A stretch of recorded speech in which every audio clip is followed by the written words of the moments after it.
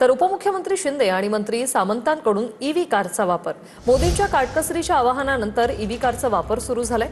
सर्व मंत्र्यांचे वाहन ताफे आता अर्ध्यावर येणार का, हा प्रश्न आहे. फडणवीसांची आज या संदर्भात बैठक होणार आहे. सुरक्षेशी तडजोड न करता ताफ्यातील वाहन संख्येवर मर्यादा आणण्यात येणार आहे.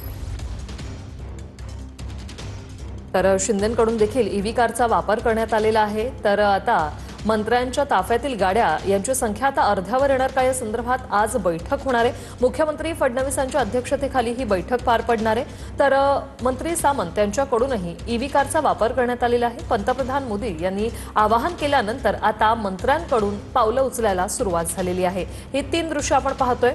शिंदे सामंतांकडून ईव्ही कारचा वापर करण्यात आलेला आहे.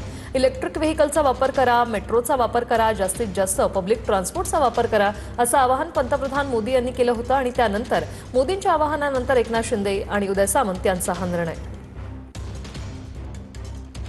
राजकारण कधी करावं, कुठं करावं, हे विपक्ष आणि विरोधी पक्षाने ठरवलं पाहिजे. खरं म्हणजे राजकारण करायच्या खूप वेगवेगळ्या प्रसंग असतात, वेगवेगळ्या संधी असतात, परंतु राजकारण अशा परिस्थितीमध्ये विरोधकांनी करता कामा नये. हे केवळ राजकारण आहे आणि मोदीजींच्या विरोधामध्ये त्यांना बदनाम करण्यासाठी हे सगळं जे काही सुरू आहे त्यांच्या हातामध्ये काही नाही आहे. मोदीजींच्या पाठीमागे 140 कोटी जनता आहे.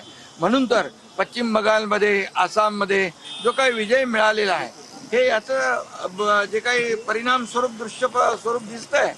वाटतं खाजगी विमान वापरणं पण बंद करा. हेलिकॉप्टरने गावाला जातात दर आठवड्याला 15 दिवसाला त्यांच्या साताऱ्यातला, ते बंद करा. तर खऱ्या अर्थानं आम्ही तुम्हाला मानू. ताफ्यातल्या गाड्या कमी करणं चांगलं पाऊल आहे. सगळ्या मंत्र्यांनी तशा सूचना करा. आपले सहकारी मुख्यमंत्री त्यांना करा.